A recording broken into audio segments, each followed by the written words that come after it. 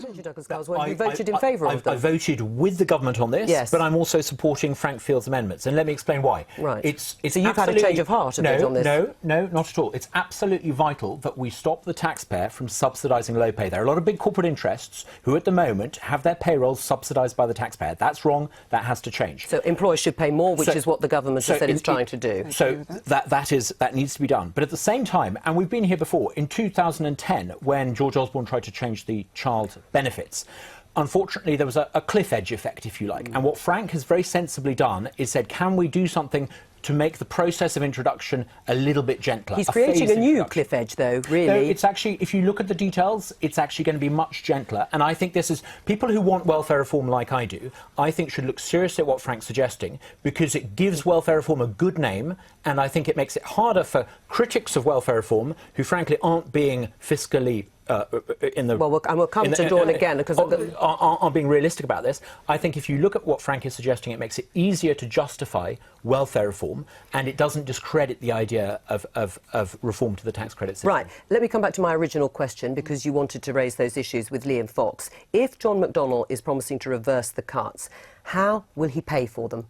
He's costed how he will pay for any of the cuts that he's put forward. Where? So he has costed those. I haven't got the figures. We need to see that, though, don't we? Where is it? No, absolutely. And I'm sure that he will come on board. John McDonnell will say, Dawn, this is how we... Hang on. Well, let me just finish. Douglas, let me just finish. You can come back on it just a minute. I agree that what you should do is take out low pay, take them out of the tax bracket, so that they can. So if you're earning 13,000, which is the minimum wage, you shouldn't pay tax on that, because you end up paying tax on that, and then the government ends up paying it back to you in tax credits. So do you support Frank Field's plan? I agree that they should be taken out of that bracket, but this is not the way to do it, because what you're actually doing is you're making people poor. Right, but you still haven't answered my question. You say John McDonnell has costed it. I'd like to see the costings of where he is going to find £4.5 billion.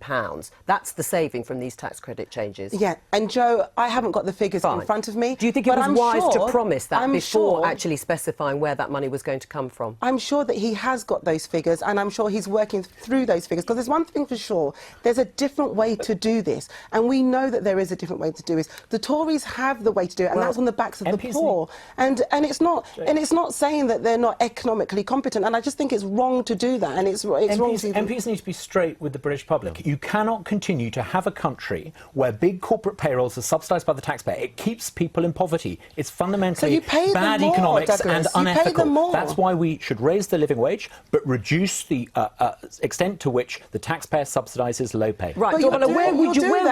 All right. Well, if you do what you suggest, where would you cut the welfare budget in order to balance it? There'll be other ways that I'm sure that it could be. Number one, it could be more efficiently managed. So some things are not. I mean, I used to work in the employment. To the tune of £4.5 billion. Well, there'll be other ways rather than, because this will not save the country money in the long run, because you'll have more people who would be homeless. You have more people that will be having to use food banks. You'll be more people. So this will not save the country money in the long run. It's saving pennies, and it will. Will it not save the money that it is supposed to do so? And in the end, are there other ways? Are there other monetary levers that you could use to try and help those on low pay? Well, if you want to have people with more disposable income, the best thing for the state to do is to take less money out of their pockets in the first place, which means lower taxes, which of course we've already done by raising the thresholds and taking huge numbers of money, doesn't it? And that costs money, but it's good because it gets people